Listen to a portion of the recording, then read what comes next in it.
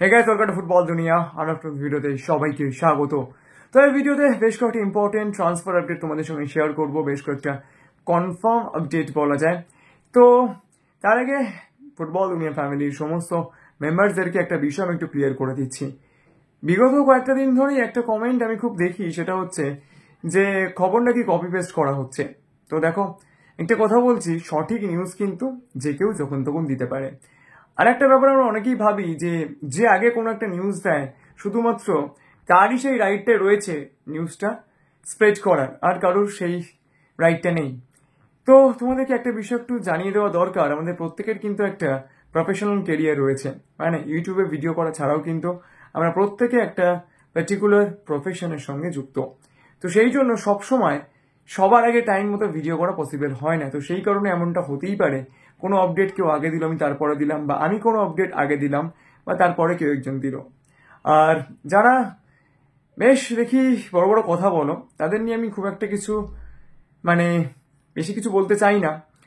তো একটাই কথা বলবো, তাদের যদি খুব কিউরিওসিটি থাকে, ডেসক্রিপশন বক্সে আমি আমার ইমেল অ্যাড্রেস আর ফেসবুক পেজের এবং আমার পার্সোনাল ফেসবুক অ্যাকাউন্টের লিংক দিয়ে দেবো। তো তোমরা আমার সঙ্গে পার্সোনালি কন্ট্যাক্ট করে নিও। আমি দেখিয়ে দেবো আমার কাছে কতগুলো কপিরাইট ক্লেম আসে, যে আমার কোনো একটা আপডেট অন্য কোথাও থেকে সেটাকে আবার স্প্রেড করা হচ্ছে।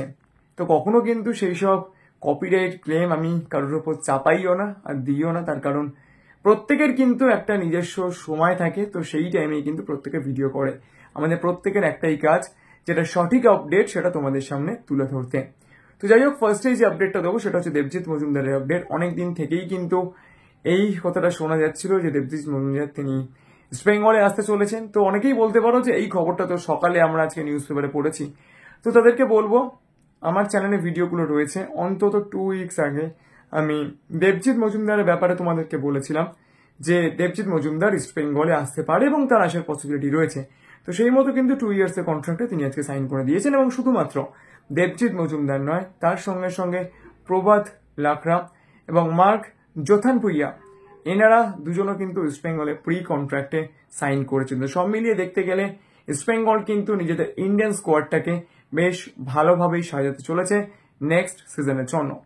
অন্যদিকে তোমরা অনেকেই একটা প্রশ্ন বারবারই করছো, প্যালেস্টাইনের central defensive midfielder Mohammed Bashir তিনি কি ইস্ট বেঙ্গলে আসবেন? তো দেখো, এই ফুটবলারটিকে নিয়ে কিন্তু অনেক রুমার্সই শোনা যাচ্ছে, তবে আমার কাছে যতটা আপডেট রয়েছে তার রেসপেক্টে এখনো পর্যন্ত কিন্তু এইটা বলার সময় আসেনি এই প্যালেস্টাইন ডিফেন্ডারটির সঙ্গে ইস্ট বেঙ্গলের কথাবার্তা খুব একটা এগিয়েছে। এটাকে একটা ওয়াইল্ড রুমার হিসেবেই ধরে নিতে পারো, অ্যাটলিস্ট যদি আমার কথা শোনো। তো চলো, এই আপডেটসগুলো তোমাদের সঙ্গে শেয়ার করেছিল। যদি ভিডিওটা ভালো লাগে তাহলে প্লিজ লাইক করে দিও, মনে করে আমার চ্যানেলকে সাবস্ক্রাইব করতে ভুলে না, কারণ সবসময় তোমরা সাবস্ক্রাইব করলেই আরো ভালো ভিডিও বানানোর মোটিভেশন পাওয়া যায়। তো চলো, এখনকার মতো এই পর্যন্তই, দেখা হচ্ছে পরের ভিডিওতে।